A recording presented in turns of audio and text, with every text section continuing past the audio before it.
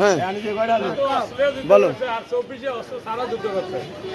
সংগ্রামী সাথী বন্ধু আমার, বুক বড় ব্যথা নিয়ে আপনাদের সম্মুখে কয়েকটি কথা বলবো।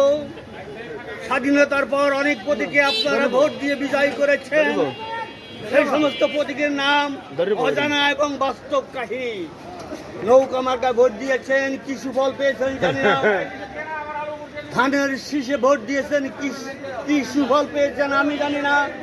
এমনকি নাঙ্গল প্রতীকে ভোট দিয়েছেন, কি সুফল পেয়েছেন আমি জানি না। তবে একটি কথা আপনারা জানেন, নৌকা নাঙ্গল ধানের শীষ সব সবেরই একই বীজ। সংগ্রামী সাথী বন্ধুরা, কথা সঠিক কিনা আপনারা বলেন? করতালি কই? তাই এই দীর্ঘদিন 52 বছর পর 52 বছর আজ 52 বছর পূর্তি হলো স্বাধীনতার। সাধারণ মানুষের ভাগ্য পরিবর্তন হয় নাই। কেউ আছে অষ্টলিকায় আর কেউ আছে গাছতলায়।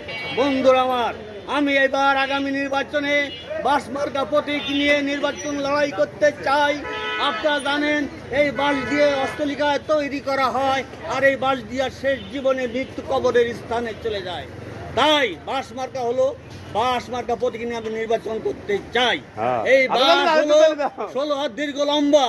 আমি যদি একবার বিজয় হতে পারি, 16 হাত বাঁশ যদি আমি নাও দিতে পারি, 12 হাত বাঁশ দেওয়ার চেষ্টা করবো ইনশাআল্লাহ।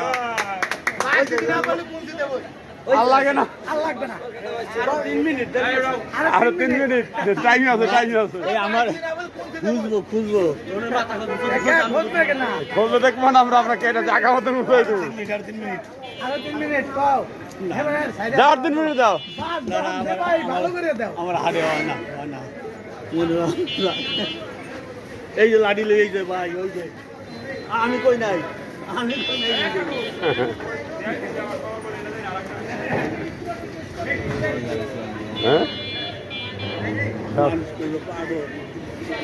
পাগল কি কথা তো ঠিকই, বাস্তব কথা, এটা বাস্তব বাস্তব কথা।